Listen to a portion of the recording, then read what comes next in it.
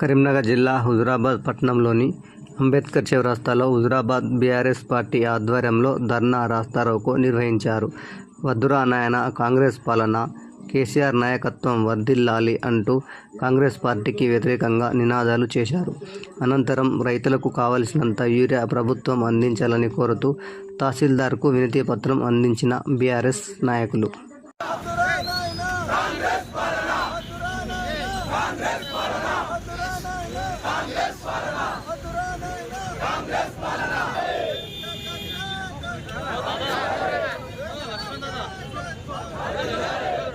రైతుల కష్టాల కోసం తెలంగాణ తెచ్చుకున్నాక ఈరోజు అనేక అభివృద్ధి కార్యక్రమాలు కానివ్వండి, ఇవాళ రైతులకు నీరు ఇవ్వడంలో కానివ్వండి, ఎరువుల వినియోగంలో కానివ్వండి, 15 నెలల్లో ఏ ఒక్క రోజు కూడా యూరియా కొరత లేదు.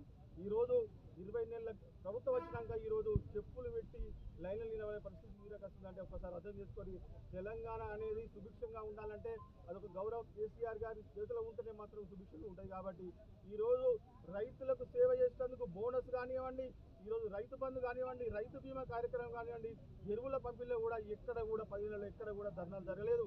కానీ కాంగ్రెస్ ప్రభుత్వం వచ్చిన వెంటనే ఈరోజు ధర్నాలు అవుతున్నాయి, రైతులు రోడ్ల మీదకి వస్తున్నారంటే రైతు లేనిదే రాజ్యం లేదు. ఈరోజు రైతు కోసం పడితే ఈ రాజ్యం ఉండదు. రైతు ఏడ్చిన వ్యవసాయం ఈరోజు ఎద్దేడ్చిన వ్యవసాయం కూడా ఈరోజు కాంగ్రెస్ ప్రభుత్వానికి ఉసురు తగులుతుంది. వెంటనే రైతులకు సరిపడా విత్తనాలు చెప్పడం విఫలమైన చెప్పండి. విఫలమైన చెప్తే గవర్నమెంట్ అనే చేతులు తీసుకొని, టీఆర్ఎస్ ప్రభుత్వం చేతులు తీసుకొని ఈరోజు కేంద్ర ప్రభుత్వం కొట్లాడి ఈరోజు 2 పార్టీలు కూడా యూరియాపై నాటకాలు ఆడుతున్నాయి.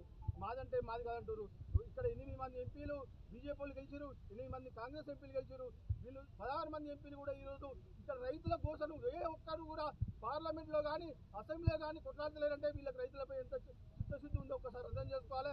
ఇకనైనా ఎరువులు తెప్పించడం విఫలమైన చెప్పండి. రైతులు రోడ్లు ఎక్కుతున్నారు. ఈరోజు చివరి పంట దశలో ఉన్నప్పుడు కూడా యూరియా లేదంటే దీనికి ప్రతీకారంగా ఈరోజు రైతులు రోడ్లు ఎక్కుతున్నారు.